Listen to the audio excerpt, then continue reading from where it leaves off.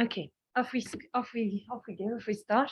So good afternoon to those in the room and those online, hopefully who can hear us properly.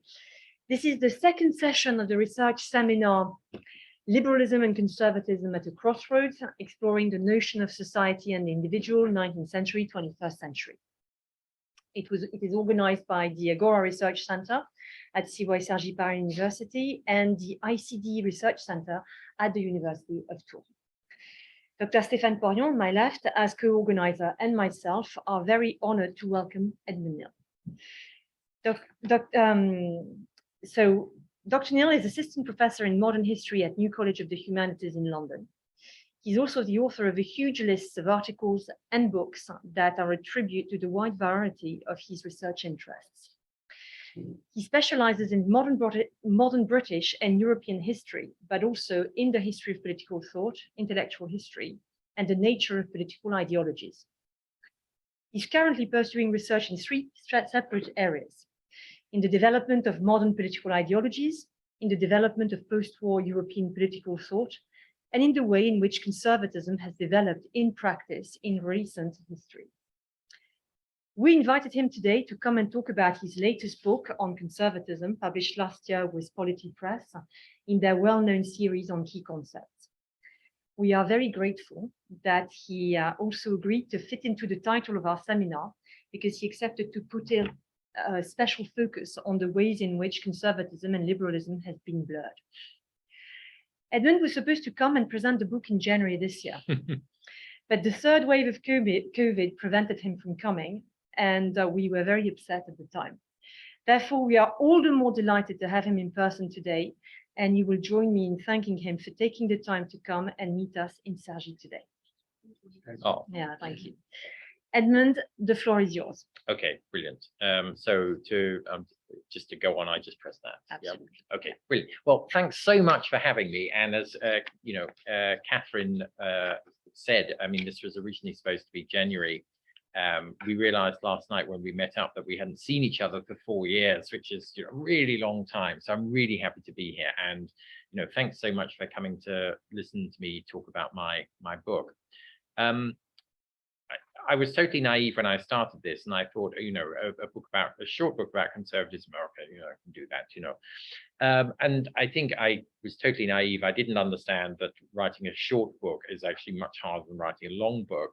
And the more I thought about it and they looked around, to be honest, if you look at books on conservatism, they tend to be written from a very particular angle, or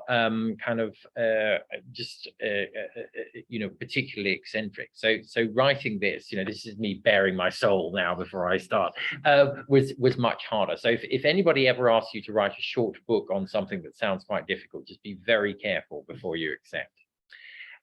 What I'm going to do today is really to talk about the first chapter of my book. And in a sense, those of you who've already read it, you're going to be getting the same thing again. But, I do introduce a couple more wrinkles that I don't introduce in the book. So I hope that will be useful. And in the second half, I'm really talking about sort of Thatcherism and reactions to this in the UK. And I'll come on to explain exactly what I'm doing there. But kind of the idea of sort of tying up the relationship of liberalism and conservatism half a paper was so intimidating. I thought I would just try and give you something and open up the discussion, I hope, with some thoughts of my own and from the latter bits of my book. So just to tell you, that's what's coming. Okay, so that's when it's not working. Hang on. Yeah, so great. Back, yeah. So it's just that. Yeah. Fine. Okay, so let me get started straight away. And really, this is what I did in the book. So, if somebody shoved a microphone in your face, it's not very likely, but they might do, and said, define conservatism, you might come up with a plausible list of component concepts, like natural forms of authority, things like monarchy, church, nation, and family, rather than the state. You might say conservatives believe in evolution rather than revolution. You might say conservatives, prefer to think about human nature as being imperfect rather than perfectible.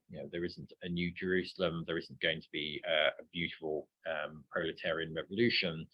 You might also say, oh, don't they tend to like individual freedom quite a lot these days, and don't they like free market capitalism and private property?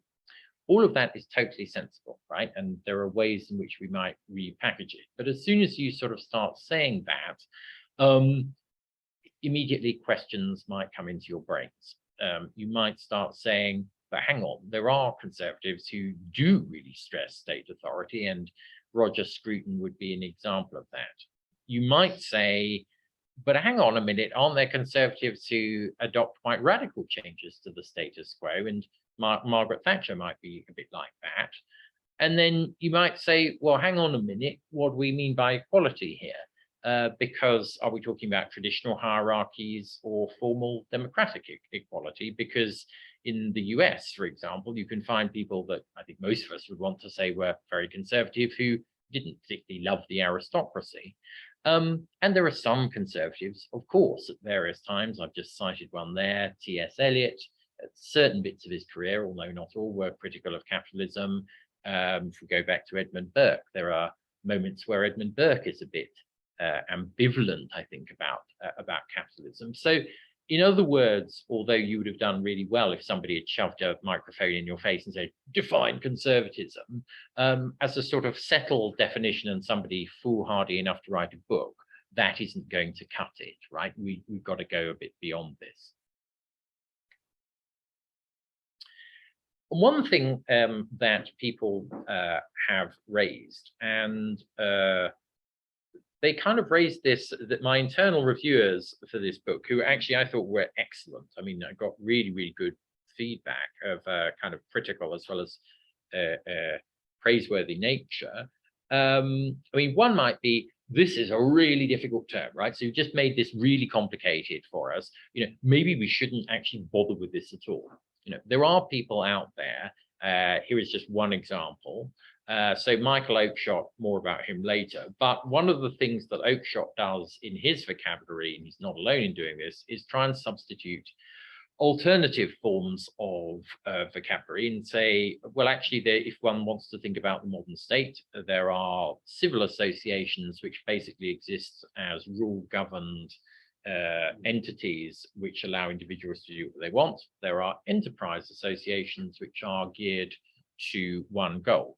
That kind of vocabulary helps us quite a lot in deciding what states are, and it's a lot less murky than thinking about, you know, whether somebody's conservative or liberal or whatever, because this is just, you know, makes our brains explode with all the complexity. Okay, so maybe we should just jettison this from the very word go. The other criticism I got, now, you know, I think it was fair to raise it, although I don't agree with it, is, well, hang on a minute, like, what is the methodology here? Like, you know, are we saying that if we want to define conservatism, we've got to try and enfold everybody's understanding of this, right? Like, how wide does that go? Because that might actually just mean that we're treating, you know, some particular person or a group of people as an authority on this. Does this actually give us analytic clarity as to what this term means? So I thought that was a good and interesting criticism. So let me try and deal with those before I get back to defining conservatism more generally. And the reason why I thought that one should persist is, well, let's think about, you know, the jettisoning of this term. If we jettison this, well, there are losses as well as gains here, at least in some cases.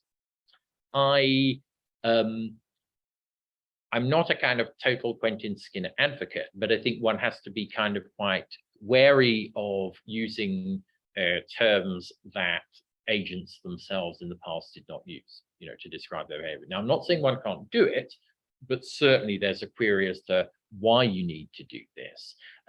I think that some people in my field take this as it almost becomes a sort of fetish. So I annoy a lot of people by kind of calling Burke a conservative, because that's now become a much more contentious position than it used to be. So I'm not saying that's a knockdown argument, but I do think that you know, that's one thing that we've really got to be quite careful of. If we're going to get rid of terminology that agents themselves use, we need very compelling reasons to say why. We might have them, we need it. Then it's really difficult to deal with understanding the past without dealing with the surplus of accumulated meanings that terms have. You know, kind of substituting alternatives can sometimes just be very obscuring and produce artificial kinds of ways of thinking about the past that actually just don't really help us. Okay, so I guess here I haven't named him, but the kind of it's perhaps appropriate in France, but the person I'm thinking of here who makes that point theoretically very strongly is Polity. Okay. Secondly, the appeal to ordinary usage. I don't think that's that big a problem. Okay, there were people who worked in ordinary language philosophy in the post-war period who I think fetishized kind of ordinary language beyond everything. But I think the requirement to bear in mind what ordinary people think of when they use a term, you know, doesn't mean that you're slavishly using an authority, you know, but it does mean that it's one thing that probably, if you're going to commit yourself to using this kind of messy, historically embedded vocabulary, you've got to deal with. Okay, so that's kind of my answer to those criticisms. You know, you may have other views. And there is this old article, but I still think it's a good old article that says that using ordinary language doesn't necessarily mean you become a conservative. And I mean in that sense that you're necessarily just falling back onto ordinary usage in a sort of rather unimaginative and uncritical way. Okay, so let me go on.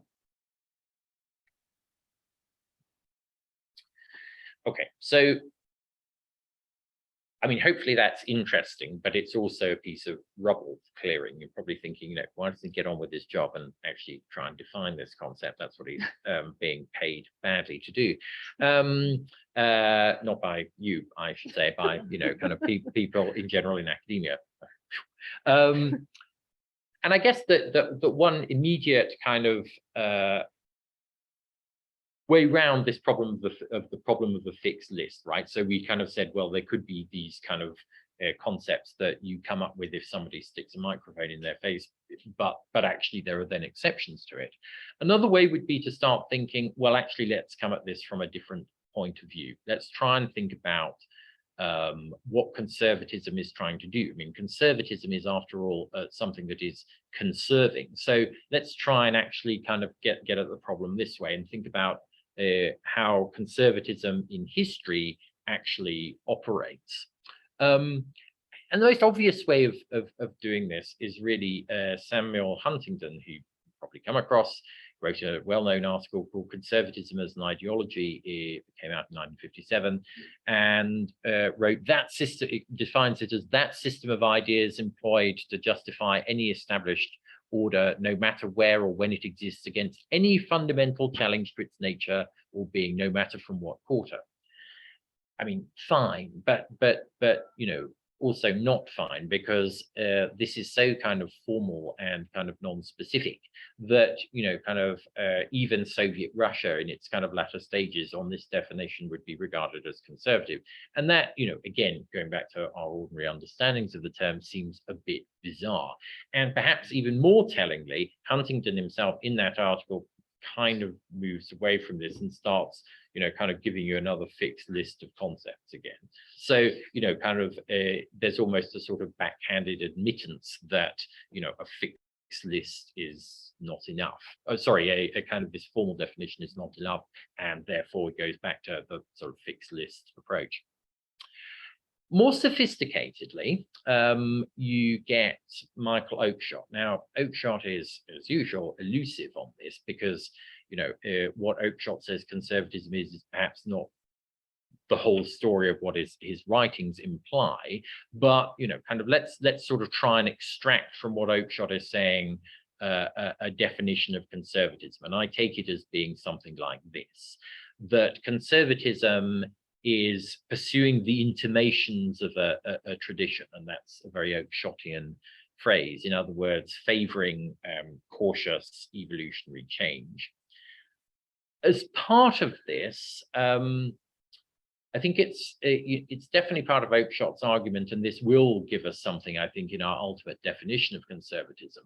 There is a kind of sense here that there is a legitimate, natural, proper tradition to follow, that one should set up against either dodgy traditions or even worse, sort of ideological rationalist impulses. Okay, so rationalism, in other words, trying to read off kind of answers from a preset ideology is bad, but I think also there's probably alleged traditions that aren't quite right, and Oakeshott is particularly scathing about traditions of the common good. So if you read the tradition aright, in other words, you get the understanding of a tradition of individualism, and therefore what conservatism is working out, you know, kind of what kind of that kind of tradition is. Well, okay, but kind of, you know, to those of us from the outside, pursuing the intimations of a tradition seems to be fine as a definition, but what happens if the tradition goes wrong in some way and they have to go back to an earlier point? Because clearly conservatives have done that. Who decides also what is natural within a traditional within a tradition? You know, who is to say that, for example, the traditions of collective kind of activity or welfare states in the 20th century are not part of a genuine tradition, as well as you know, kind of increased individualism? So, oh, sorry, I went on too quickly. So in a sense here, I think what I want to argue is that this is revealing of how conservatives see themselves, or at least a certain brand of conservative sees themselves. You know, kind of this idea that they're following a particular tradition. You will find this if you talk to certain types of conservative, and they will play the game of saying, well, we have a tradition and you have an ideology. Okay, we have the kind of ideal tradition, you have the ideology. So this, I think, will be useful to us in thinking about games that conservatives play, but as an objective definition of what conservatism is, it's not so strong. Okay. All right. So, and I should say, you know, kind of, it may be slightly frustrating to hear somebody sort of go on endlessly tell you what conservatism is not, and, you know, why various people have got it wrong. But I think there is a kind of real point to doing this, because frankly, in the literature, there hasn't been enough kind of critical examination of all of these kind of theories together. And so I hope I'm doing a job of work for you. That brings me to Karl Mannheim. So Karl Mannheim was a kind of Hungarian emigre who ended up in Britain. Has a, you know, a lot of kind of interesting literature, you know, sometimes quite hard to fight through, but, you know, here is a serious theorist. And one of the things that he writes is a book about conservatism, and this is subtitled A Contribution to the Sociology of Knowledge. And Mannheim wants to basically say that conservatism comes into being as a response to disruption. Disruption of a previous set of, I guess, pre-modern norms. So here is his kind of list of things that he happened. And in a sense, you know, we might want to amend or change this list a bit, but, you know, kind of, you kind of get the picture. So for him, he talks about the unification of societies, often into a nation state, the development of different social strata. And the critical thing about that is that thereby some people favor progress, other people favor reaction. Those strata encourage different political ideologies, some progressive, some more reactive, and that ultimately this leads to ideological positions increasingly becoming politicized. So the point here is that you have somebody, I think, who is helping us to almost to explain why conservative thought starts. Okay, so the strength here is that this is somebody who's pointing out that this is an explicit ideological position, that comes about in modernity. So in other words, that conservatism is a modern phenomenon where, in a sense, before these various social changes happened, and we might disagree with some of the details, but there was no need for it before you had these disruptions. So in my book, I mean, I talk particularly, I think, fairly standardly about the Enlightenment, industrialization, and the French Revolution. Now, as I hopefully point out, I mean, it's not, I don't want to stereotype the Enlightenment as just being one thing, because that's really not good history at all. And of course, the effects of industrialization are, of course, many and various. And that's why writing some of this book was so difficult. One ended up kind of trying to encapsulate very complicated social and political changes in tiny amounts of space. But anyway, I think there is something to this idea that essentially conservatism, it does appear in response to fundamental disruptions. And then the next thing that Mannheim wants to give us, and I think you certainly do see this in well, a number of conservative theorists thereon, is again this game that conservatives are playing, that they deal with concrete people, and the other lot, the socialists or the liberals, they're just dealing with abstractions. Conservatives are dealing with different individual, or claim they're dealing with different individual situations. They have a notion of the holistic nature of society. They understand how historical reasoning changes. Those liberals over there have abstract and unhelpful conceptions of these. And you do see this, I think, in early thinkers. I mean, certainly in people like de Maistre, for example. You definitely got people that, I deal with flesh and blood, human beings, and these other people, they just deal with these tremendous abstractions. I mean, in de Maistre's case, I mean, the kind of upshot of that seems to be that, well, you can execute a kind of flesh and blood people, but anyway, I'll leave that on the side.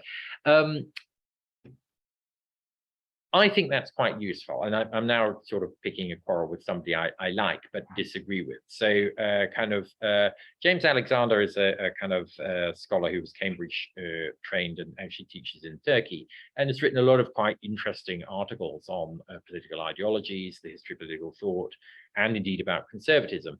And James kind of somehow thinks that this kind of reveals that conservatism is fundamentally contradictory. I don't really see that myself. I mean, this seems to me to highlight something that's quite uncomfortable about conservatives, or at least a certain brand of conservative, that they're not necessarily very at home in modernity, but in a sense, as a sort of coping mechanism, saying that you're not happy about modern changes and you only want to retain some of them and reject others, strikes me as a perfectly coherent, if psychologically perhaps uncomfortable position. So I don't see the philosophical contradiction, even if I do see the sort of psychological unhappiness, as it were. Anyway, so to remind you, Mannheim is basically saying that conservatism isn't purely reactive.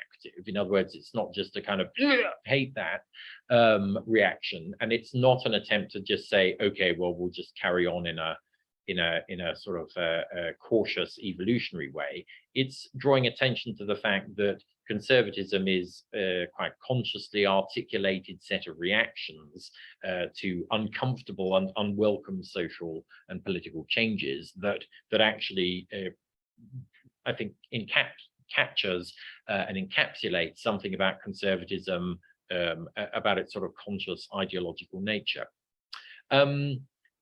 What it doesn't do is really go beyond that. It doesn't really kind of tell us about how conservatism has developed. There's quite a big focus on origins here, but nevertheless, hopefully, you'll be with me that we've now made a bit of progress in terms of how we're going to define conservatism. So let me go on. So in the book, I basically, and perhaps slightly predictably, defend the approach of my doctoral supervisor, Michael Frieden. But I do think that still, this is the best game in town. But so Michael Frieden wrote a well-known book which really revolutionized the study of political ideologies in 1996, called Ideologies and Political Theory. And as I was actually sort of telling Stéphane coming up the stairs, I mean, one thing that Frieden had to do was fight in his own department to keep saying, look, ideologies are really important brands of political thinking that aren't just knee-jerk reactions or inferior versions of political philosophy. And I think in doing that, he has done us a great service. So, you know, essentially, he's kind of saying political ideologies, you know, shouldn't be just treated in a sort of Marxian way as pathological excrescences of other problems, but should be taken at face value as sophisticated and flexible ways of understanding political life. And that systematization, and ability to adapt is really kind of a kind of strength of this sort of approach. And a key part of this is really to say, look, ideologies are complicated. Ideologies aren't just one thing where they have one core concept where that kind of explains it. So, yeah, of course, liberalism is about liberty, but it inevitably is about other concepts as well at the core, let alone adjacent concepts which may be mutable but are related to that core. And indeed, there are also peripheral ones which are more adaptable and change. So, and really what that's calling attention to and explaining, I think, is that political ideologies are families, right?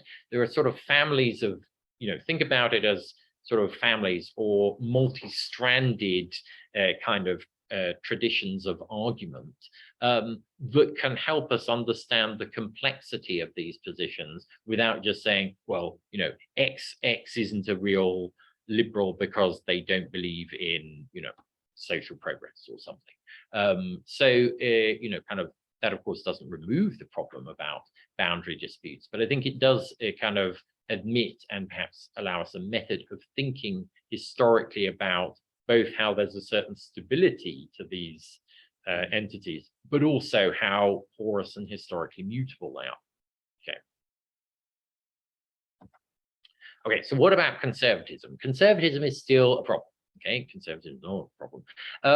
But kind of, you know, Frieden would say this too, that actually kind of compared to liberalism, which is really complicated and probably I think the ideology that he's been most concerned with and, you know, I think most interested in, but he has interesting things to say about conservatism as well. And he would admit, following some of our earlier thoughts, that this is difficult to pin down and, you know, we have to work quite hard at it. So, you know, he would say, yes, one part of this is about controlling and managing change. You know, kind of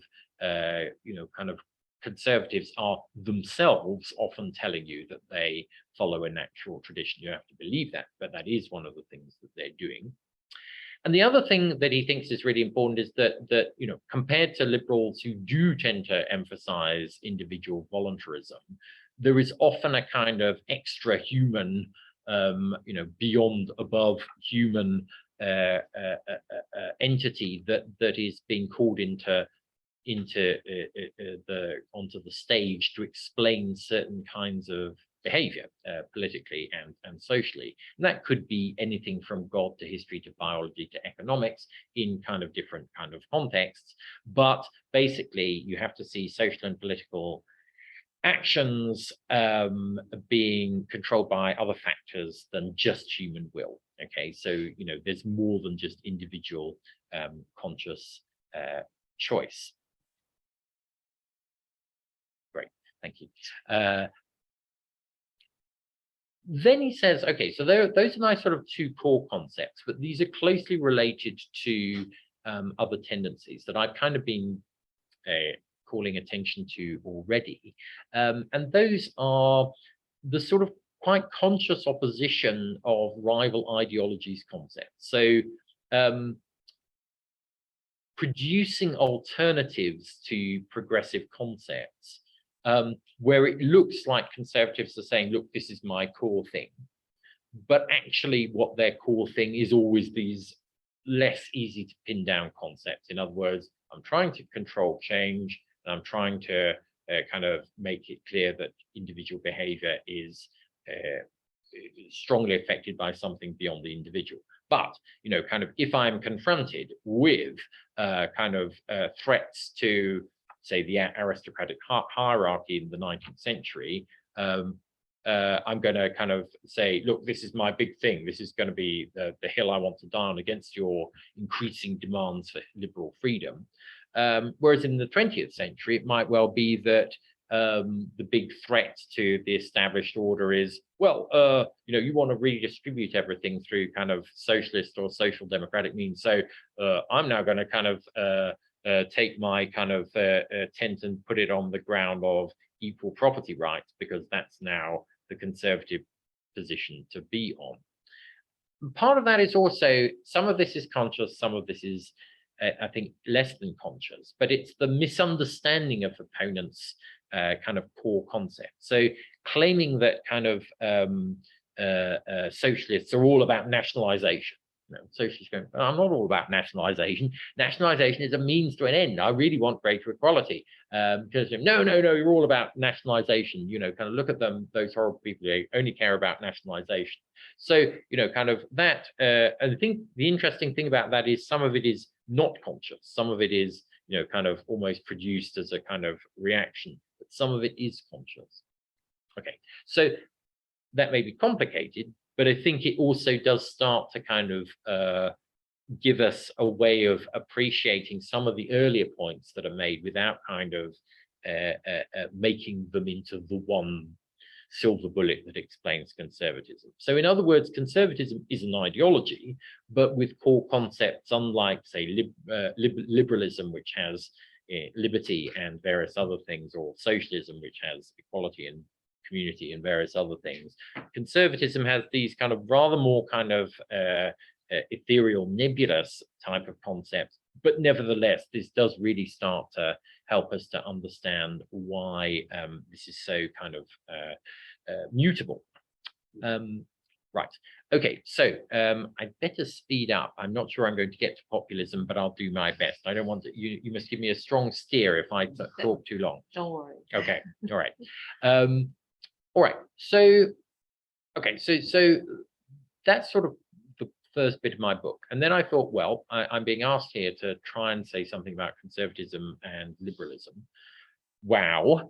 And I thought, well, actually, you know, I almost started doing it myself, and this is revealing. You know, kind of one starts thinking, well, okay, I'll define liberalism and then I'll get to conservatism later. And I thought, well, actually, the implication of this argument is really that ideologies are porous and historically mutable, and you know that there is a relationship here. So I'm going to actually kind of come at this more from the conservative point of view, and I'm going to look particularly at kind of recent British political ideology on the right from, say, sort of 70s and 80s, and I'll do my best with that. So first obvious thing to say is that conservatives and liberals are not very fair to one another, right? So, you know, if of these books that I picked up when I was trying to write this little book, you know, if you pick up Ted Hondrich's book about conservatism, well, it's quite an interesting read, but he's incredibly unsympathetic to what conservatives are trying to do. On the other hand, you know, kind of, you know, so, you know, if you start saying conservatives are just reactionaries and they just like, you know, love inequality and so on, they don't really believe in rational thought, you know, as we've seen before, that provides you with something, but it doesn't really provide you with enough. Conversely, you know, sometimes you get conservatives like Ian Gilmore, who I happen to be writing about for these guys. So Ian Gilmore was a kind of conservative politician, but a very bright one, who kind of had lots of interesting things to say. He was very critical of Thatcherism, but it is a real game that he plays that the problem with Thatcher is she's just a liberal. You know, kind of, and liberals are, you know, these people who don't care about the poor and they don't, you know, they're too rationalistic and so on and so forth. So it's actually sort of the least interesting thing he says is to try and sort of be rude about liberalism of various sorts and not actually be terribly precise about it. So in other words, don't trust what they say necessarily. And the whole point about to get back to my Frieden, is, you've got to look at these kind of ideologies as interlinked, porous, kind of borrowing from one another. And then, there is also the problem that we might come on to of libertarianism and neoliberalism, I actually want to hear from you guys. Is this useful terminology? Because actually in this period, there aren't many people who go around saying, I am a liberal without qualification, right? They don't, you might say I'm a classical liberal. You might say I'm a libertarian. You might say I'm a neoliberal.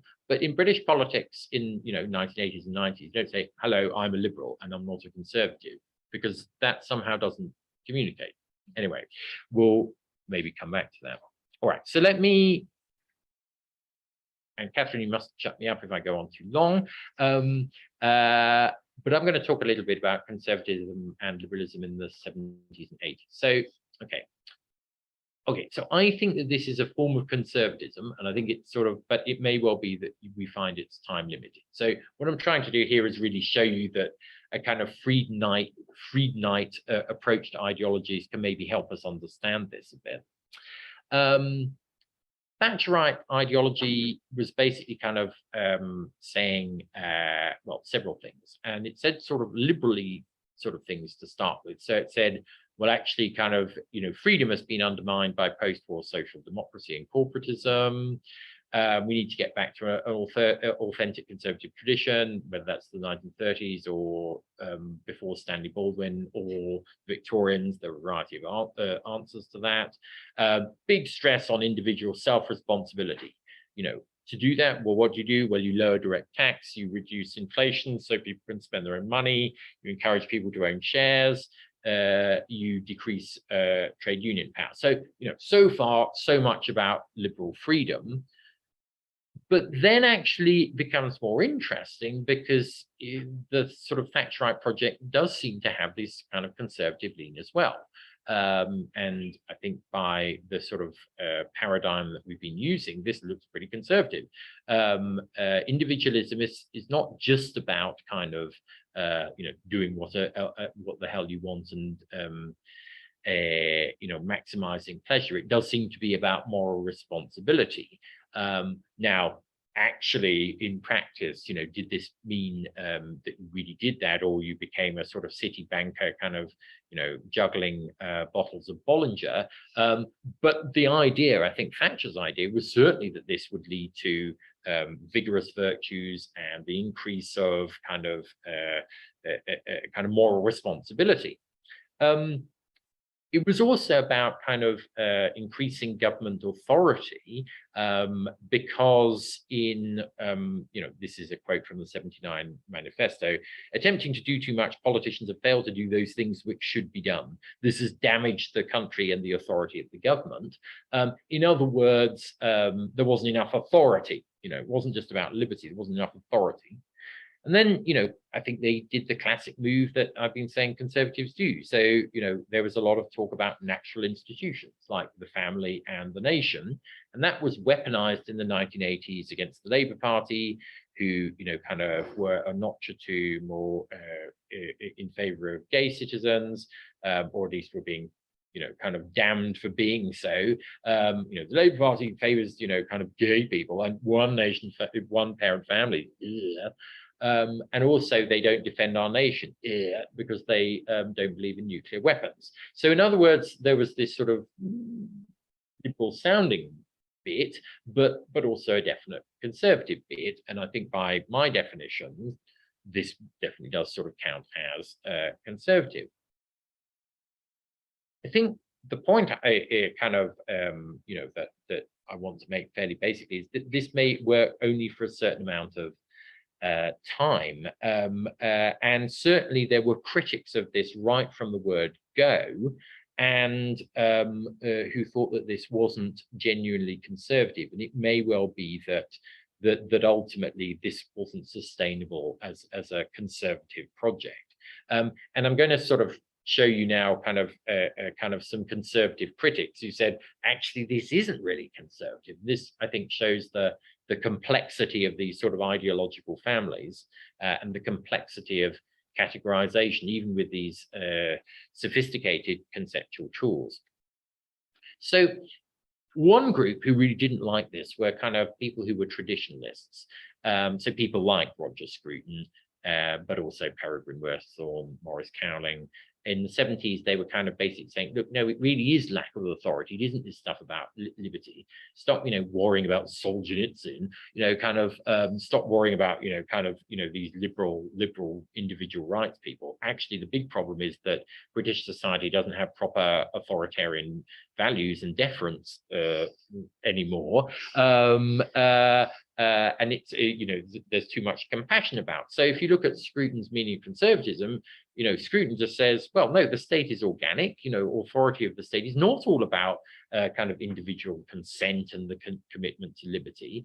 The state, is totally justified in legislating about private morals, we know that pornography and TV violence are wrong in our bones. And tradition actually, if we listen to it properly, provides objective cultural values. And, all this sort of rot of kind of modern art and so on is just because we are ignoring the proper store of cultural knowledge that we have. And, this sort of Thatcherite project may be doing certain good things according to this program, but it isn't really conservative because it's all about this kind of essential kind of contract or one another or whatever it is between individual rights and the state. This isn't what conservatism is about.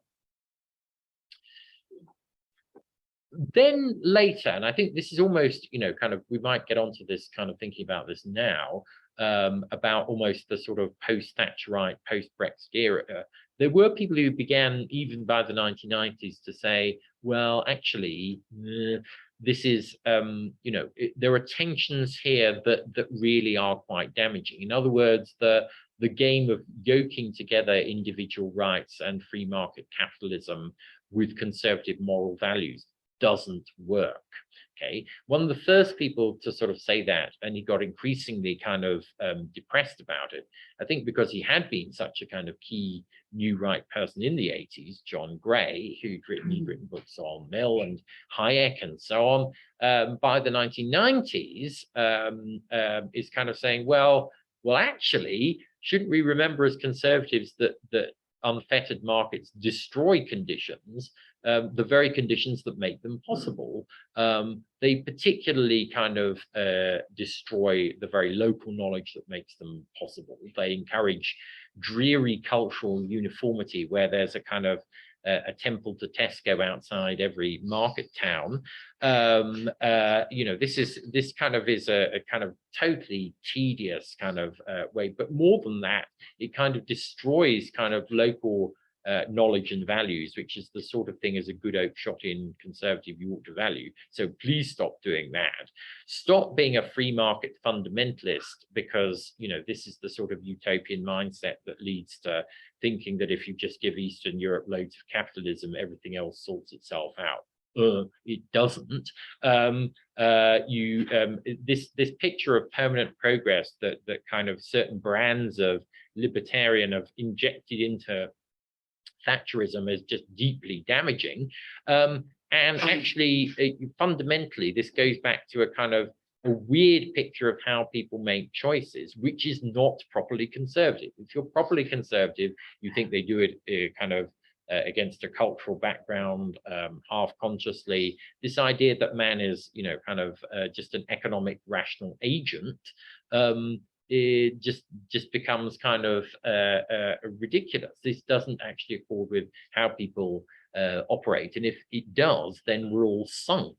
And actually, one interesting implication of that is, well, actually, does this mean that you just think that different people should do different things across the world? So actually, is this a kind of statement of cultural relativism? Anyway, but we might come back to that. More recently, and I think he's still an MP, isn't he, Jesse Norman? There was this thing called the Big Society, which was supposed to be the big David Cameron idea.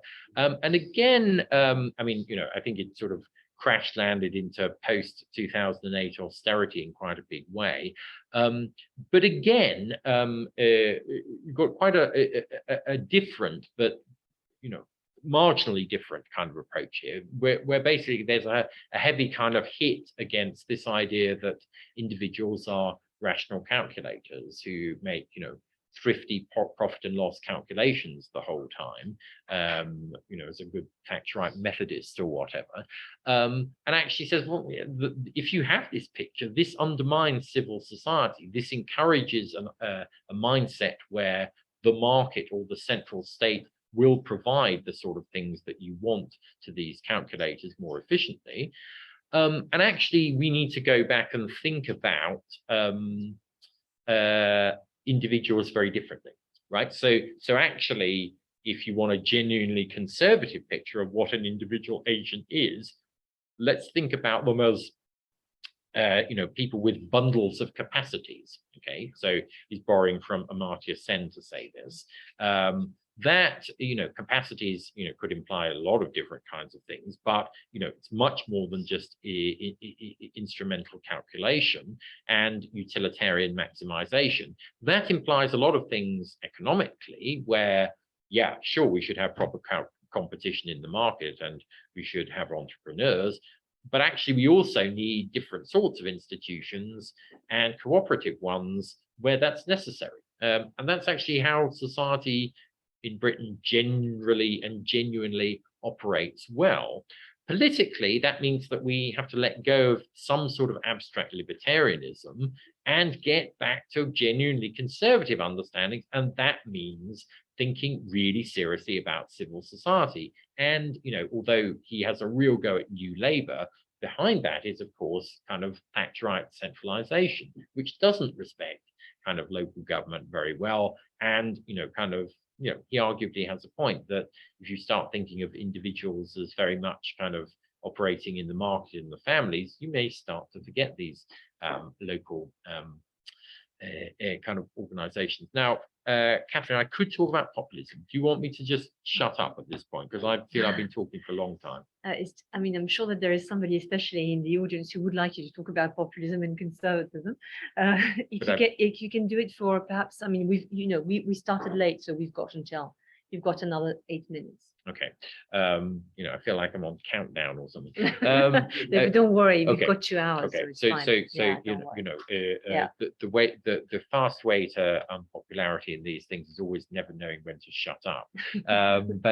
Okay, just very quickly then. So one thing what I've tried to do, I hope with some interest, is to sort of say, okay, there is this kind of Friedmanite methodology which enables us to think about different ideological positions as kind of intermeshed, but also quarreling with one another.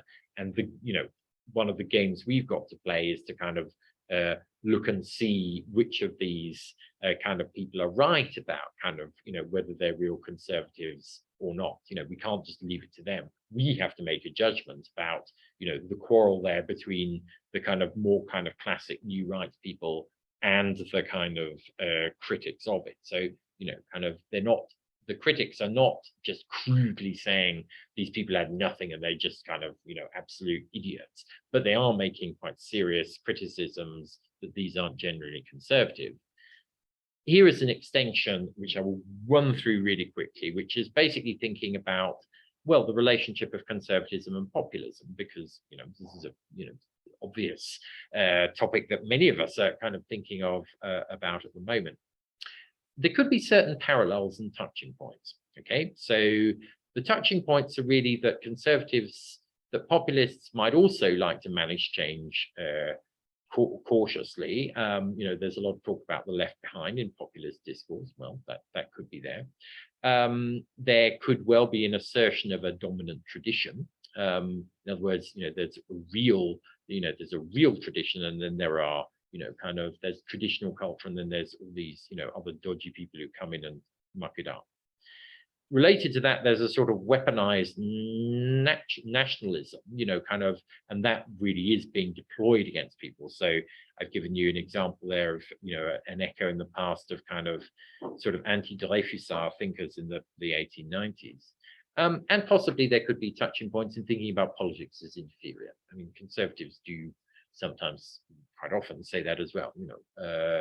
Quintin Hogg famously said, the people who are are kind of semi-wise prefer horse racing, and the people who are really wise prefers religion, but the real idiots are the ones who are obsessed with politics, right? So kind of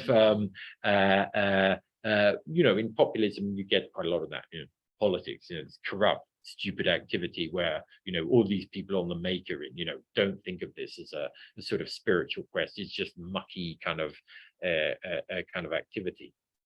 The divergences, just very quickly, and I'm saying, if I am saying this in front of a specialist, I'm a bit embarrassed, but one obvious place to go is that it is pluralism. I think a number of people have said this. There is a certain brand of conservative who is much more sensitive to pluralism. I think Oakeshott would be that. Conversely, there's at least some right-wing populists, it's all about the real people, the heartland, the honest people who are the real people, as opposed to the unreal people, or the immigrants, whoever else it is. Institutions is another one. Now, coming from a country where somehow our institutions are all up in the air right at this particular moment, this is a bit funny, but okay, so there is maybe Margaret Thatcher has a bit of a populist tinge here and gets rid of certain institutions she doesn't like, although quite recent ones. It's much more romantic about the other ones.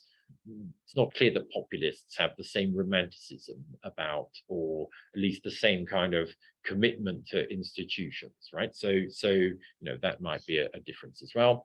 And then conservatives tend to have more respect for a certain type of elite, and I kind of very quickly there say this in the book. Actually, even when they get to being quite cynical about elites, and like Pareto, they talk about a circulation of elites, they still think that elites have a function. Populists, the whole point is to kind of, at least, maybe they set up their own elite, but certainly don't say they're doing that. And the great populist cry is, we're against elites and we're against the establishment. And then I think lastly, conservatives, as we've seen, are, various. And according to this definition, they're going to have certain things that go all the way back to 1789. There is a great deal of variety in this according to what the threat to the social order is. So at any given point in time, a conservative will be trying to be relatively politically consistent. A populist is much more relaxed about this, you might have, okay, so Brexit, is that about having an ultra free market? Is about having just being anti-immigrant? I don't know, both, whatever, don't care. Okay, so very quick conclusion, just telling you what I've said. So I've said, if we define conservative thought, you can't just have a list. It can't just be favoring the status quo. It can't just be favoring following a genuine tradition, because that's sort of helpful for thinking about conservatives think about themselves, but not really as an objective definition. Then I was friendlier to Mannheim, saying, well, actually, it's something to do with modernity, and that's why conservatism is brought into being. Part of the game that conservatives start playing straight away is to favor concrete concepts against abstract ideologies and set up that opposition. And then I said, and if you develop that, you get this Friedenite conception where two of the things that are very important are cautious change, but also an extra human order, and also kind of pitching your tent against the biggest threat at the time and misunderstanding the opponent's concepts. And then I tried to say, when it came to the new right, conservatives and liberals are bad guides, often to one another. That Frieden can help us kind of understand that ideologies are multi-stranded and historically variable. And so you have this sort of porous, interconnected relationship of conservatism, liberalism, and libertarianism. I said, new right conservatism, I think, is genuinely conservative, it's not genuine, just totally focused on individualism, but nevertheless, it may well be vulnerable, particularly as time goes on, to the charge that it only works under certain circumstances, and that you need certain circumstances where the combination of cultural conservatism and respect for traditional institutions goes hand in hand with the market. And in certain circumstances, fitting those together becomes much, much more uncomfortable, and then the critics sound, more plausible. That still leaves us with big questions to think about. I mean, I haven't addressed what neoliberalism is. I should probably have talked more about what libertarianism is, but I'm hoping you can help me out. And, it may be that beyond that, we want to think about boundary cases, intellectual boundary cases, and Hayek might be an obvious place for us to go. But of course, Hayek is complicated, and even Oakeshott. There are people who think that Oakeshott is too liberal to be a conservative. But anyway, that is really enough talking for me, and I'm going to stop there. So thanks very much. Thank you very much. Thank you very much for what is a complicated issue that you succeeded in making, I think, sufficiently clear for us. So, I mean, I'm going to stop this so you can see people who are online. Okay. Normally, if people who are online want to join us. Okay, so I mean, I guess we've got a number of questions, but I've got questions that I don't want to start. So who would like to start? Online, you can also ask questions if you want to, and I will unmute you if you want to start. So, so who would like to start here? Perhaps Emmanuelle, please. Yeah, one question. Thank you for your fascinating paper. I was wondering, and sorry, I haven't read the book yet. No, it's okay. Whether how dependent your analysis was on the political history of Britain as opposed to other nations. Well, a number of things made this book complicated to deal with, but one of them was that the publisher absolutely insisted that I had to talk about the US, and I also, say this in this room. I also talk about France, and both of those. I mean, I think it's both a strength, but also kind of made it really, really complicated. So, in a sense, as time goes on, it's sort of easier to draw parallels, I think, right? So one of the things that happens for example, towards the end of the 19th century is the upholding of a certain type of conservative capitalism against, kind of increasing socialistic opponents. Earlier in the 19th century, I mean, trying to work out how conservatism cashes out in Britain, France, and America was complicated. I mean, one of the so obviously in the US, for example, you've got the whole issue of kind of race and slavery, which comes into this, and increasing this kind of conception of Southern conservatism. And, I guess alongside that, I mean, they're also very critical of capitalism. I mean, their kind of conservative shtick is basically, if you look at it's almost it's almost not a million miles away from Marx, because they're saying, you look at the North, they're not really free. They say they have free labor, but they're being treated like, kind of nothing. So, this kind of Southern system with the special arrangement of slavery and kind of plantations is actually much better for everybody. So yeah, I do, however imperfectly, try and talk about France and the US as well. But I mean, I'm very happy to hear what people's thoughts about what conservatism in France means, because I certainly, again, this is sort of terminology that in France, I mean, you have a conservative party, you have Christian democracy for a long time, or you might have Gaullism, I guess.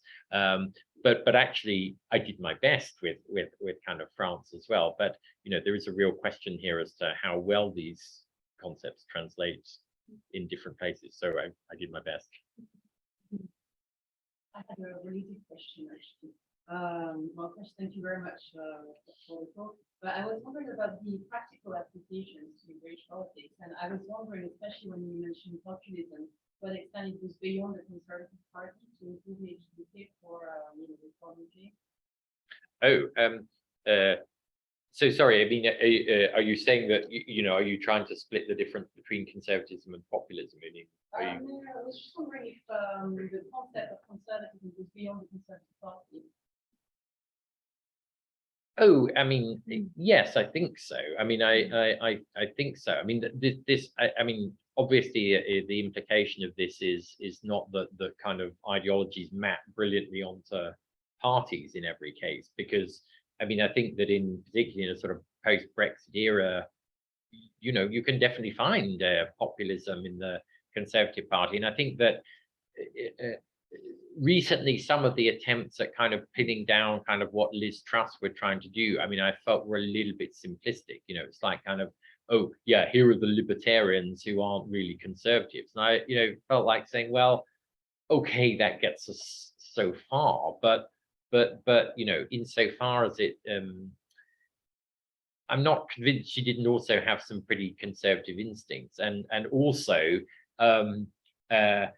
one of the many other sort of falsities was that there was a sort of clear Thatcherite project that she was failing to follow, and I wasn't really convinced that like, I think there's a Thatcherite ideology that maybe one could set up and follow, but I had so many questions about whether that really made sense, and I said probably too many things in the paper. One obvious thing to say about Hayek and Thatcher is, well, there are real differences between them, right? Like kind of Hayek would be much kind of keener on European unity. I mean, Hayek doesn't really like nationalism in the same way at all.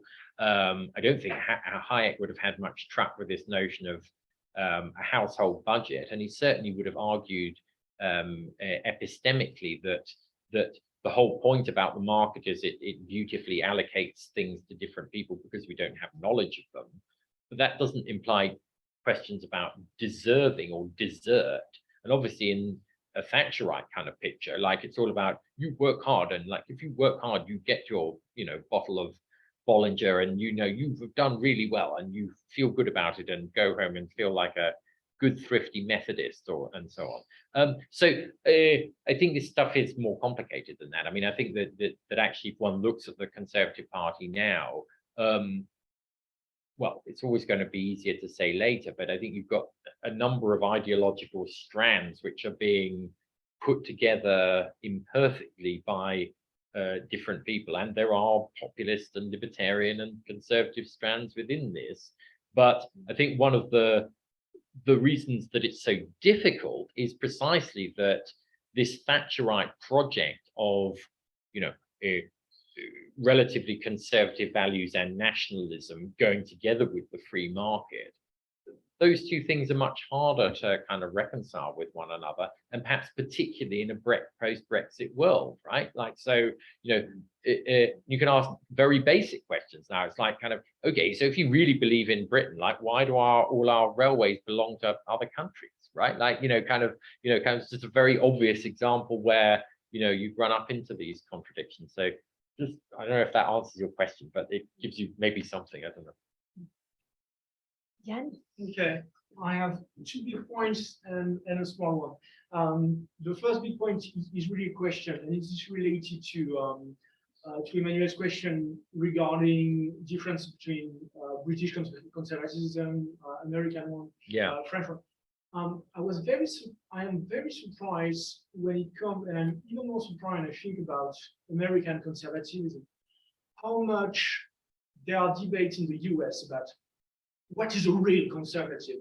Because in France, Michel Foucault had this talk about the idea that only the left, only the socialists are face a question of erudition.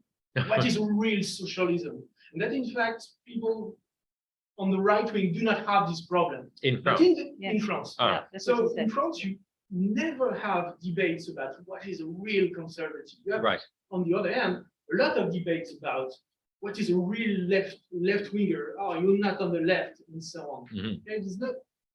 So I was wondering why there is that, because in the US I mean, you look at TV show, they invite people like Pat Buchanan, Christopher Buckley, William Buckley's son, and they can talk for hours and hours and hours about, oh, when the real conservatives were there, etc. And Reagan was like this, and I was really surprised by that. So that's my first big point, which is a question: why is there this problem of to use Foucault's word jurisdiction when it comes to Anglo-American conservatism that I don't see in a country like France? And why is it so important to have like the heart of the matter? Right. The other, which is more like a point, a remark, a suggestion, that in your presentation, you really insist on the fact that there's no problem in trying to find a consistency in conservatism, that it's diverse, that it's kind of normal. But on the other hand, you kind of stay on a relatively essentialist kind of thing, like that's really a definitional thing. And I wanted to suggest maybe a way to approach that with kind of different and maybe more externalists, which is to use the concept by the historian of science, Ludwig Fleck, which is the concept of a thought collective and a thought style, which might be a bit more relativistic, but the idea is to come from the people and try to sort of like define something through the various communities who were involved during civil period. For instance, in the history of economic thought, when it comes to neoliberalism, and that's what a number of authors like Phil Mirowski have done. Not to try to define neoliberalism, because it's a bit too complicated to do, but to define a neoliberal thought collective, a community of people who spread neoliberal ideas. So that was my second point. And the third point, I was very surprised when you talk about Jesse Norman, that he would mention Amartya Sen and would talk about him this way, because the depiction that you put, and that is, well, he does that. That is attributed to Amartya Sen, for me, would be more like neoliberal people like Gary Becker. And for me, capabilities is completely different from human capital. And human capital really looks like the thing that Norman defines. Whereas for me, Amartya Sen with capability is more like classical liberal. Like you have to give the people the means of liberty in order to do things. Human capital is much more about private and individual rationality, trying to accumulate capacities. Sorry? Speaks Jesse Norman's no bullying. Yeah, I mean, I think, if I read you right, I think I just agree with you, right? Like, I felt I talked too long as it was, but I think this is a case of being a magpie, right, and sort of grabbing something without totally understanding and absorbing it. So, I'm disclaiming kind of responsibility. Crucial in your argument. No. Amartya Sen as this kind of free market fundamentalist is very weird. No, it is really weird. But this is clearly a case of that's in brackets because that's who he's citing, not that's the real intellectual lineage. That's what he says he's doing, but he is clearly being, he does, he's an interesting guy, but like with most of those people, they understand certain kinds of thinkers much better than others. So they usually, he understands Oakeshott much better than Amartya Sen. The other thing that I think you always, maybe not so much with John Gray, who, more, kind of more capacious thinker, but also, kind of more truculent. But many of those sorts of people, like sort of Philip Blond or kind of Jesse Norman and stuff, one of their weaknesses often is the history. So,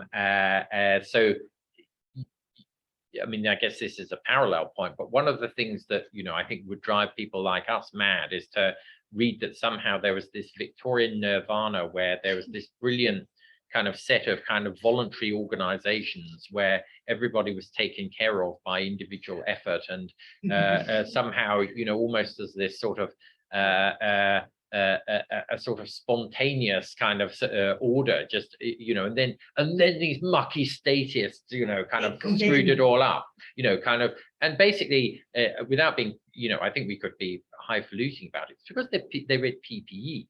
They didn't read history. All of these people read PPE, and they understand certain things quite well, and so they understand the kind of the political philosophy. They sort of they, you know, like somebody like Jesse Norman, I think, is interesting in that, you know, they can see that actually there's something wrong with the kind of Thatcherite, you know, man as a rational calculator. So it's sort of okay on that, but on the history, it then goes to, you know, like the people who always get it in the neck. It's always the statists after World War II who didn't set up proper mutualist healthcare, and especially the Bloomsbury group, who always the Bloomsbury group who undermined kind of proper values. You know, these, and then we are getting quite close to populism, incidentally. You know, so you know, kind of I feel that I think the answer to your question is, you know, I'm definitely not going to defend Jesse Norman, but I think when, you know, maybe the interesting answer to your question is when you read those people, you take the good things and then you reject the bad things. They understand certain things quite well, and it's interesting to engage with them. I don't think it's very interesting to engage with Jesse Norman's understanding of Amartya Sen, because I don't think it's very good, in all honesty. Okay, so going back to your first question, which was about kind of being a real conservative. I mean, that's a really, I mean, it's a really interesting question. I mean, again, I wonder if part of the answer to this may be in this tension, which is particularly prevalent because of the kind of religious fundamentalism there since the 70s, about the conflict between being a free marketeer and being a cultural, you know, religious conservative, and watching those sorts of things try to, you know, cohere, you know, kind of, and sometimes they cohere in very weird ways, right? In mega churches, which I think, you know, certainly to a British person, are inexpressibly vulgar, but somehow that's sort of okay, at least to some people. So, you know, maybe that's the beginnings of an answer, but I don't, you know, kind of, you were sort of citing people earlier, weren't you, like Buckley and so on, you know, because if so, then that's sort of beginning early, because obviously, you know, kind of the kind of politicization, the real hard politicization of evangelicalism is kind of later than that. It's kind of 70s, isn't it, 80s, kind of really reacting against their reaction against the you know, kind of Eisenhower mode of capitalism. So yeah, I don't know.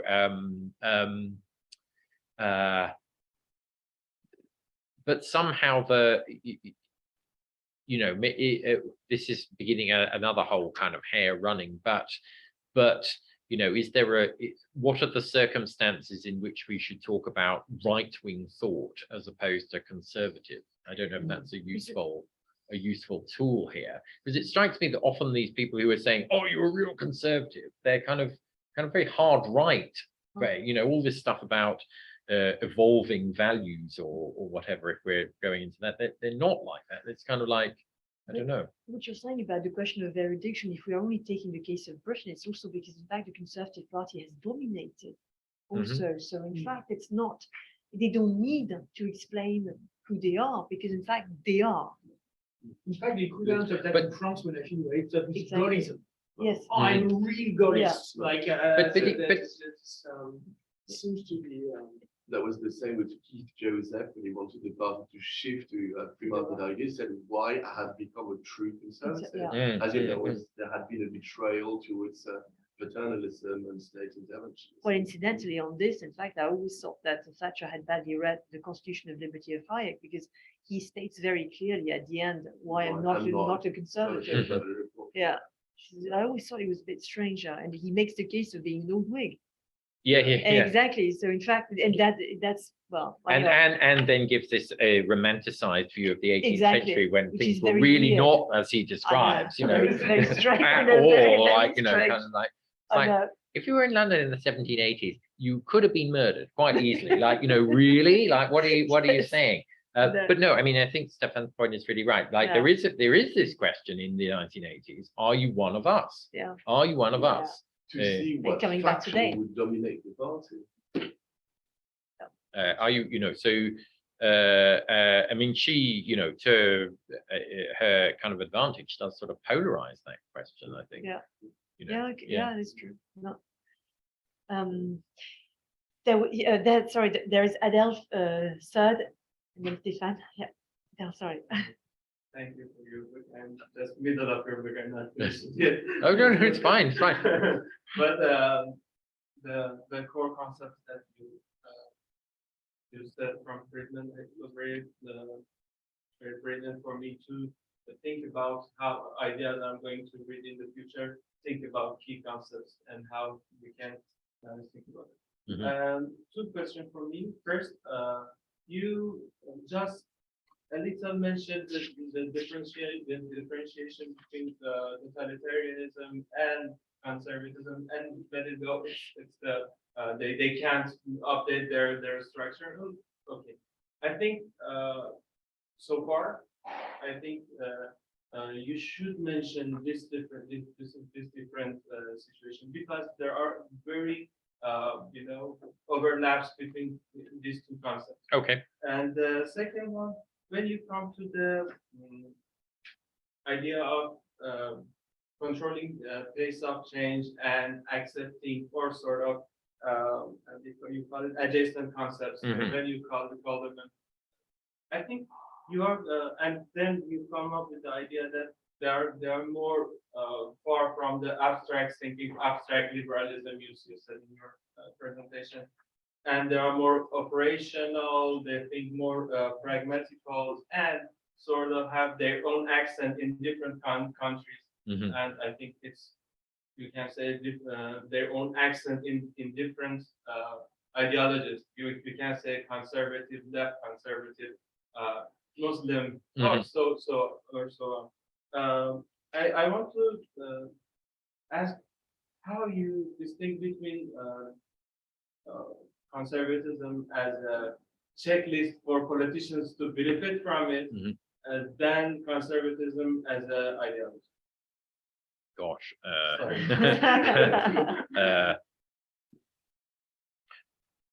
Well,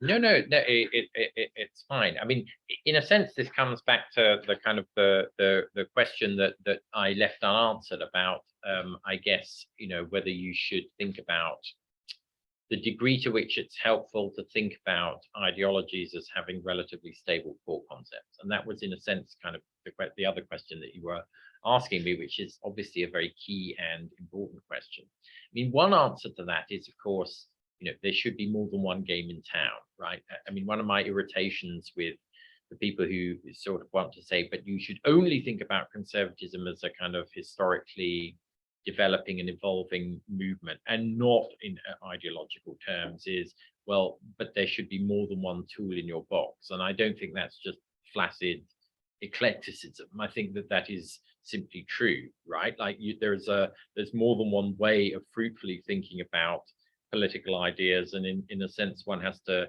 decide what one's doing.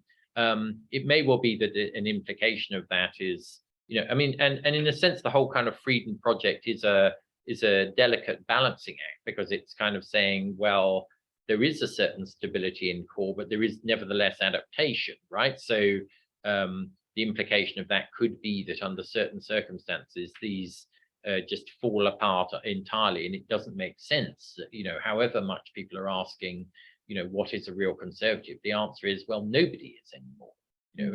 And actually an implication of this approach should be that you are open to that account. And actually, I think Michael gave a paper not too long ago, which basically said, well, I do think that ideologies are breaking down in this sense, and one may have to start thinking about, political ideas in different ways. So it may well be that one shouldn't dismiss the possibility that in certain, either this will break down or less dramatically in certain circumstances,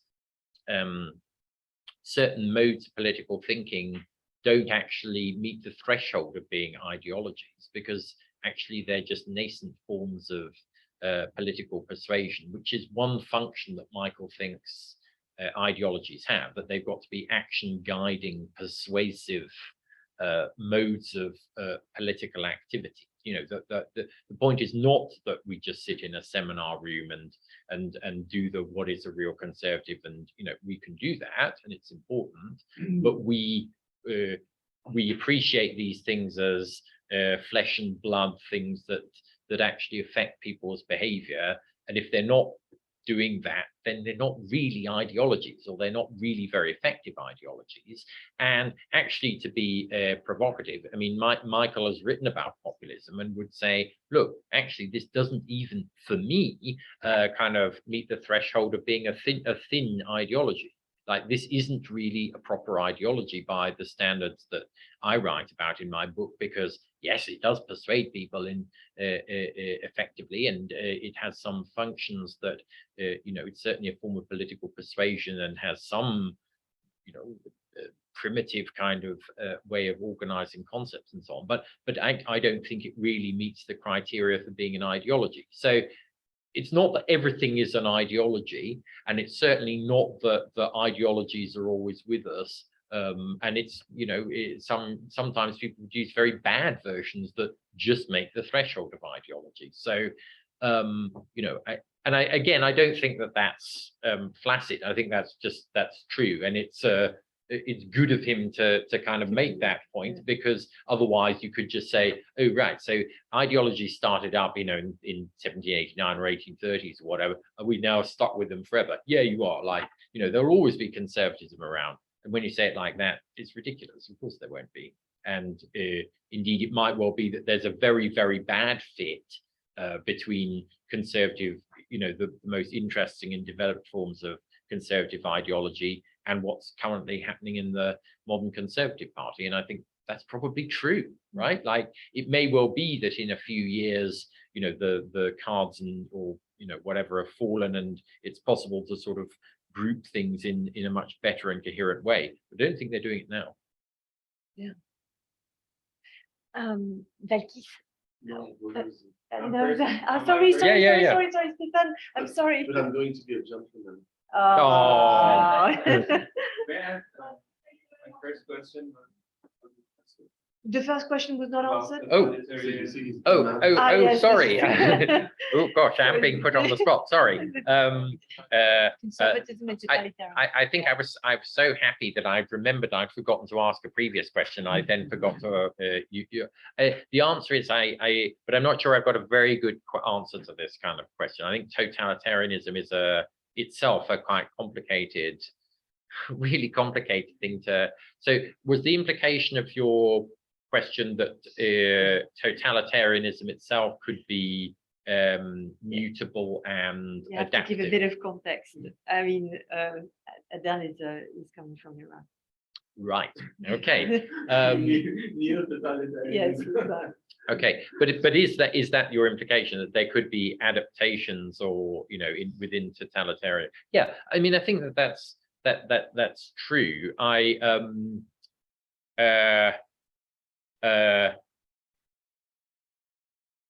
But I'm not sure that.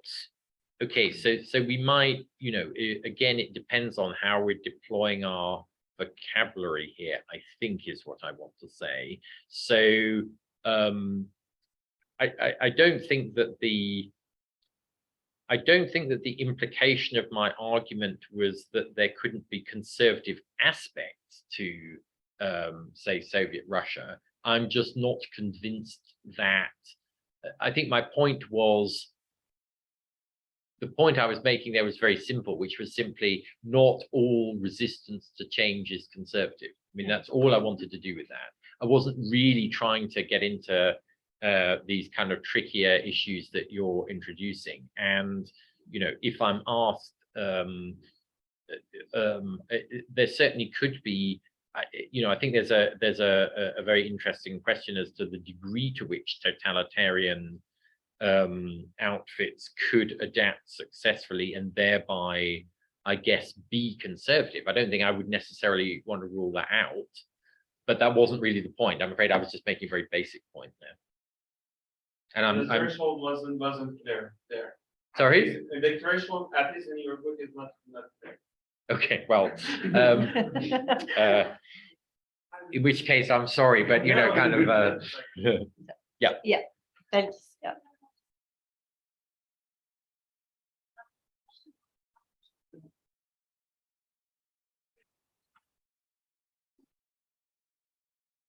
Yeah.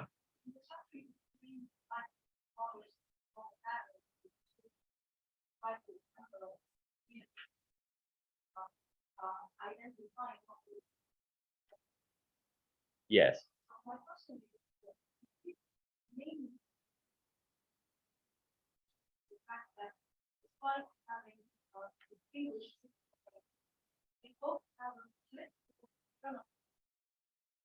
In the sense that both have the capacity to encapsulate what may look like.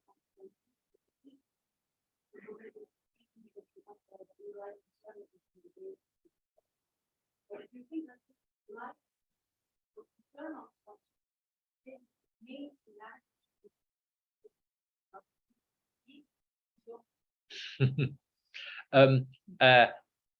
I mean, I think without being annoying, I mean, Catherine will know that for the collection that I'm sort of editing that she's kindly contributing to. I mean, I'm trying to write about conservatism and populism, and I think now I'm trying to remember what I exactly said in the book. I think now I'm inclined to say sort of the answer to that question is no, but there might have been kind of what I wrote in the book. So I think that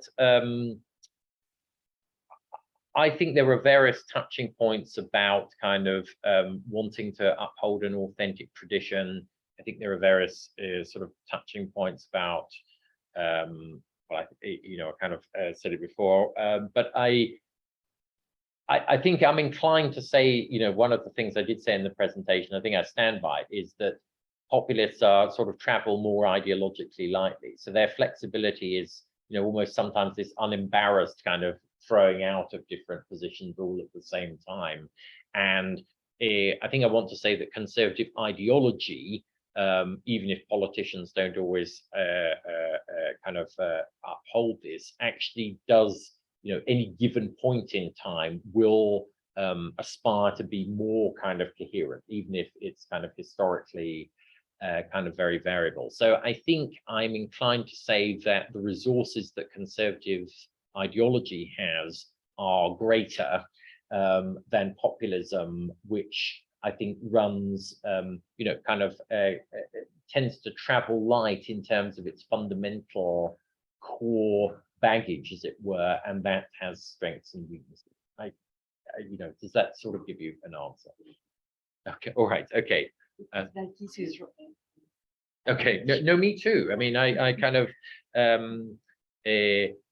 I mean, in a sense, I think when I, kind of was thinking about this for the little conference that Catherine, you and I were doing. I mean, I think I wanted to start by, probably as a classic kind of history of political ideas person. I really wanted this to be I thought, well, populism is going to be this ideology that I can encapsulate and so on. But the more I think about it, and a number of people have said this now, you can say certain things about populism that are probably true, that it tends to be anti-pluralist and it tends to be kind of has a kind of unified notion of the pure people against the corrupt elite, and you can say that. Whether that that's probably pretty good maybe for sloganizing. Whether it's good enough to be developed enough to be a kind of ideology in a Friednite sense, I'm more skeptical, I think, now than maybe I was when I wrote the book. This was writing the PhD on the Polish conservative rules. Right. Wow. Yes, okay. Good luck. Thank you. So there is Stéphane, and then there is that's right. Yeah. Okay. Right, I'm going to start with a remark paving the way for my question. On one of your slides, when you turned your attention to new right conservatism, there was the example of compassion, saying that there had been an overemphasis on compassion, which was linked to the permissive society. So it would fit with what Frieden said about points 3 and 4, conscious opposition of rival ideologies, concepts, and a misunderstanding, because for the Thatcherites, compassion would mean permissive society, meaning moral failure and decay. But don't you think as well that with new right conservatism, there was also the idea of twisting things to make them fit in an ideology, as Thatcher said immediately in as early as 1975, we need an ideology, which was, if we guess what it was, a Hayekian, or as you said, 19th century old Whig economic approach. Then it was a way for her to define compassion in this twisted way, because if you take the example of the 1980 speech, The Lady's Not Returning, she said, we are compassionate because we don't want you to be dependent on the state, you should rely on yourself, blah, blah, blah. And that was exactly the same with One Nation conservatism in 86. So when she started her campaign, she referred to this as, I want Britain to be one nation, but a whole nation of property owners. So giving it once again a liberal flavor. So what would you do with this idea of, and this is what Blair did, to steal the opponent's key concepts and twisting them to fit in your own form of conservative ideology? Would it work for a lot of core concepts such as compassion or one nation? Or... Well, I mean, according to this, I mean, in a sense, right, you know, these are always adjacent concepts that are being produced as the opposition, right? The core is always like managing change cautiously and kind of making it not about individual effort, which is, you know, kind of where the opportunity for these other people to come in to be kind of critics of it. So, I mean, I definitely agree with.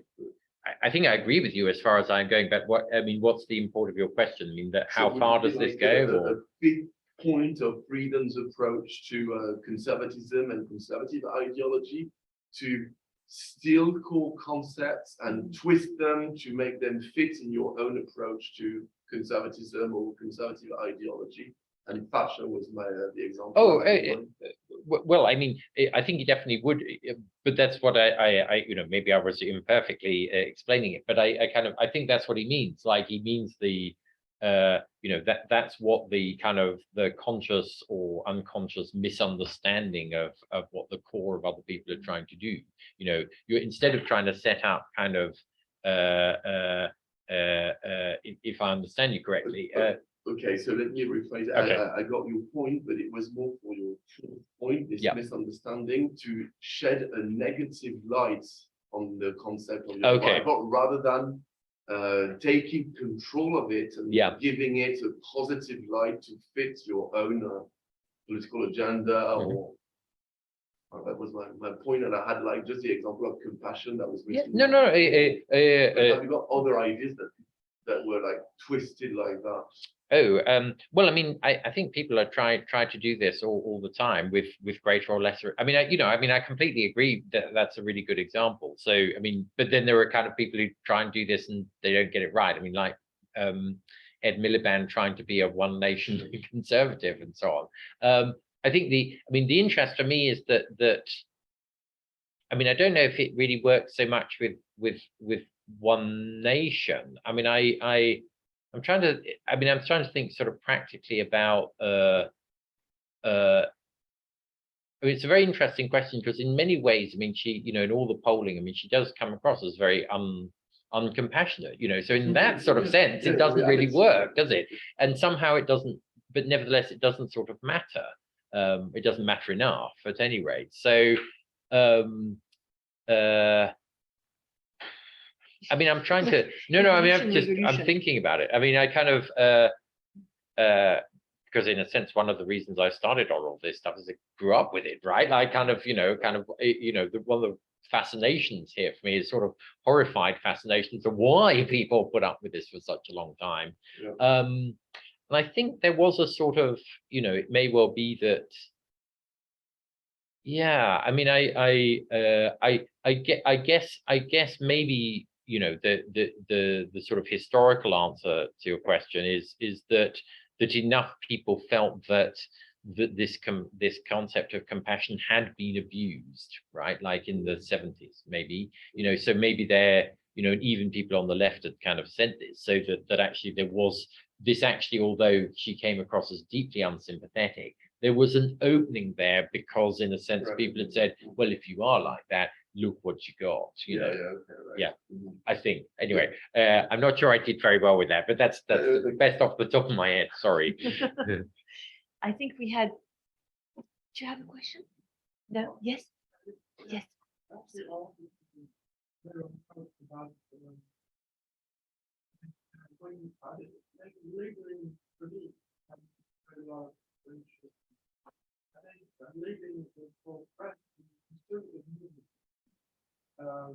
When you speak about liberalism, philosophy, for Marxists, it's more identical to Nietzsche's Positivism.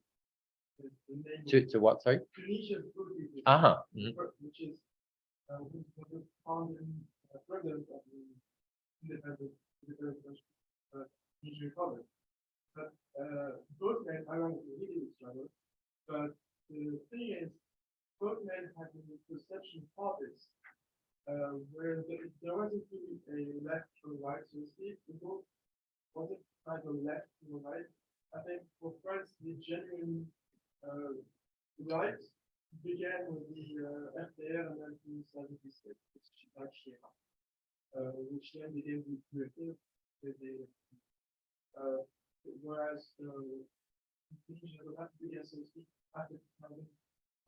There wasn't really a left state of France. There was the socialist party which inherited the somewhat ideological perception from the communist party, and it was more geopolitical. The left-right division was more geopolitical, and the communists were closer to the Soviets, obviously. And the goal of spoke more about unity, national unity. It was sort of a supranational leader with people. That's one, and for the separate sort of the friction between Thatcher and other conservative leaders, I think what you mentioned is the fact that unlike in the US or in France, conservatism as a philosophy had more to do with social background. Thatcher was not only the first female, but she was very much a middle class kid who went to Oxford, graduated from essentially a Warsaw University, and most of the opposition, when it was not from the left, came from the old gods of the Conservative Party, which most of them are old men from a very upper class background. So it has more to do with class in the British context. It's very much a class rich in there. Also, same thing happened, for example, between Sunak and Liz Truss in the election. Liz Truss wanted to detach it is the province, Slovaks happened, where the middle class, got education, trying to socialize. Sunak is more the upper middle class, the upper class. It's very Johnsonian perception of politics. It's very I'm here. I'm going to control this because I have everything there is to be about this, and I don't have to prove myself. It's just how David Cameron became prime minister. It wasn't because he was exceptional, because he was revolutionary in his perception of the role of the Conservative Party. It's just that he was the toxic bag with the best way everybody likes. Little upper class board with a very presentable face that everybody just likes. That. And The last one about the right socialists or the left always ask what does it mean to be a right to be a leftist, whereas the right doesn't do that. I think I'm very close to my friend that very much. He had to say where the reason why conservatives win and liberals lose. So liberals know how to protect, they know how to seduce, they have ideas, a thought, perception, whatever. But unlike conservatives, conservatives know how to mobilize. The left hand knows how to ask, how to seduce people, ideas. The conservatives know how to win elections, know they have to get voted out, whatever it costs. So the liberals don't know how to just stick together. You can see in the US, there is always friction when there is democratic nominee. Bernie Sanders doesn't want Hillary, then doesn't want Bernie, AOC doesn't want Biden, whereas in the Republican Party, in the Labour Party, they have to left because of the podcast now. The right gets it done, not necessarily for the good reasons, but when there is a nominee, when there is a nominee that represents the corporate ideological careers, they just get in line. Whereas the left always sort of has a bad habit of always fracturing at the best moment. They always fracture. It's ego. My point didn't get past this one. I'm not getting like the exchequer position. It's always that. Okay, so gosh, well, there's an awful lot of things I could pick up there. I think in the US, I think it's maybe a bit different. There's one of the functions, and I think it lies behind Trump and actually the way the Republicans operate. There is quite a bit of fear as well. I think that they're, that Barack Obama kind of the appearance of Barack Obama sort of crystallized, which is the kind of traditional way you won an election with getting the majority of the white vote, and it didn't really matter about the rest, which would have been okay for the elder Bush. You can't do that anymore, right? So the solution with the younger Bush was partly to kind of get the was to get enough Hispanic votes to win. But I think that there is this feeling of being sort of embattled in the Republican Party, which does lie behind this. If you think about a presidential election, I mean, when was the last time the Republican Party in a presidential election got more votes? Well, actually, it was 2004. So I think that's there. The other thing, of course, I mean, you say get it done. One of the responses in the US that they get it done is to gerrymander, right? So even in 2012, when actually, if you look at the Republican vote for the House of Representatives, this is when Obama is being re-elected. The Republicans retain control of the House of Representatives. They get millions fewer votes. Like, I mean, thousands at least, and I think maybe a couple of million votes less. So, there is, I think, I'm not sure that conservatives in the UK feel like that. But I think there is one, get themselves elected, and for the gerrymandering, it's both parties have done it. Obama, ironically, in his first term at the House of Senate and the White House, he did not gerrymandering parts of the Eastern Coast. Okay, but the blunt fact is that kind of Republicans in the House are doing it more. I mean, I'm pretty sure about that. And anyway, the detail I guess is not so important. I think my point is really, I don't feel that in the UK, kind of whatever the Conservative Party is doing right now, I don't feel that they feel culturally embattled in the same way. They feel embattled, but not culturally so. So that's part of it. Yeah. No, and there are questions that I just would like to say that also. I think that on what you're saying about the fact that you mentioned the social background, somebody like John Major, for example, doesn't fit at all your example. John Major.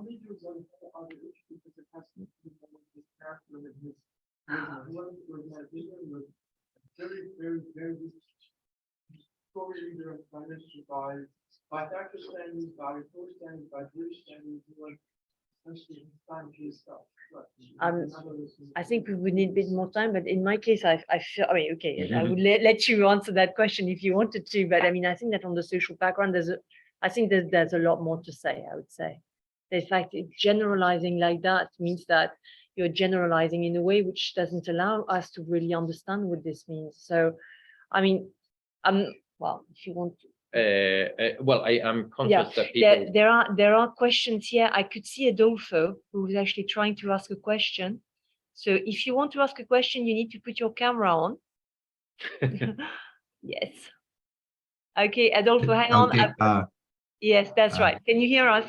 Hello. Yes, Professor. Thank you very much, Dr. Edmund. Well, it was a quite insightful presentation. Actually, Anthony wanted to ask a question first, but I'll just take the chance right now as we're running out of time. I'll be as brief as possible. During your presentation, it was quite interesting to see how we can actually understand conservatism as such and populism at the same time. And now recently, it came to my attention the recent events in the UK with Liz Truss being elected as the Prime Minister of the UK, but unfortunately it didn't last more than 44 days. And just, I think it was just 24 hours ago or before that, we now came to know that she will no longer remain there as the Prime Minister of the UK. And we've realized, I could understand personally how it's quite noticeable, this predominant shifts that we watch throughout the political scene in the UK. And we've seen from the previous debates with Nigel Farage about the Brexit, and then Boris Johnson coming in as the Prime Minister and now stepping down, and then Liz Truss comes in as a Prime Minister who tries to disrupt everything again. And with the financial plan and tax plan that unfortunately did not work as she predicted, we've seen now that this attempt, this rather strong attempt of changing how things actually function in the UK did not work well. So my question right now would be, is there a chance a rather moderate approach would be adopted now that Liz Truss stepped down as Prime Minister for the next few days or weeks or months, even before a new Prime Minister is elected in the UK? Given the circumstances and the political scenario now with the crisis and of course, the economical problems that we have now in the UK and the rest of Europe. Well, of course, it all depends what you mean by moderate. I mean, one of the interesting things, and Catherine and I were talking about this a little bit last night, is that there is this sort of one nation group of conservatives, but it's not totally clear to us that this one nation group of conservatives looked anything like, you know, what it originally would have been in the sort of 70s or 80s, let alone at the original one in the 50s. So what moderate means right now is, of course, up for grabs. I mean, if moderate means, you know, kind of worrying about balancing your budget and not spooking the financial markets, I mean, I guess, yeah, whether that, in quotes, moderation extends to kind of worrying about kind of people on universal credit, you know, which presumably original one nation conservatives, you know, whatever qualification one makes, would have worried about. I'm not sure. So, you know, because in fact, kind of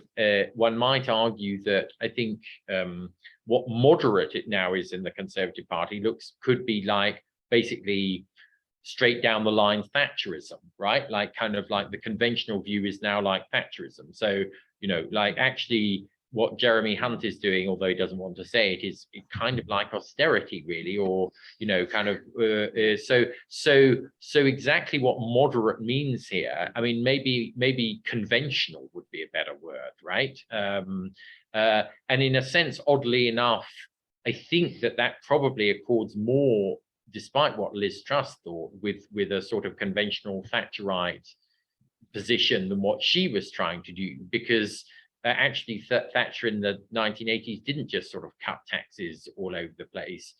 She was, felt too constrained to do that. And one of the, one of the many irritations I have with this is this endless kind of trotting out that Thatcher had this brilliant plan that was totally coherent and, had no kinks in it. And you think, hang on a minute. Well, for starters, kind of controlling inflation by shoving interest rates really high meant that you had this enormously high pound. And this doesn't seem to be, A, it's not clear that this was this brilliant plan, and B, it wasn't what Liz Truss was doing. So I think part of the problem here is the real difficulty of translating these kind of 1980s concepts into now.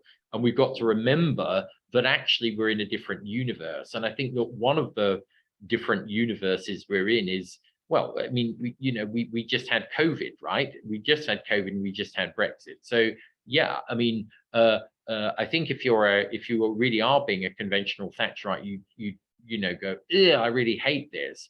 But I think you probably would be more Sunak-like than you would be Truss-like. Exactly. But you would, but again, there are sort of, part of this is just the enormous kind of fetishization of Thatcher that's still there. Like Thatcher must have the answer. Well, actually, it's not really clear that she ever did totally have the answer. And actually just, the thing trying to read off kind of the previous solutions to now doesn't work because the situation is so different. Okay, there's 4 minutes left, and so I'm going to leave the floor to Anthony. Anthony, you can put your camera on and unmute I hope yourself. that was okay. Yeah. Hello, Professor. Can you hear me?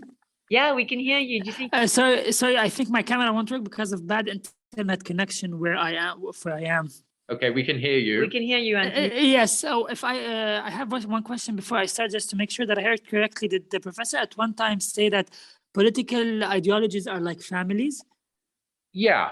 Families. So my question would be, if political ideologies are like families, where would the place of conservatism in the family hierarchy fall? Would it be like a patriarch or a matriarch that would guide you of what's right and what's wrong, or it'd be like a distant uncle or aunt that would put you in your place if you try to rebel or follow a new ideology?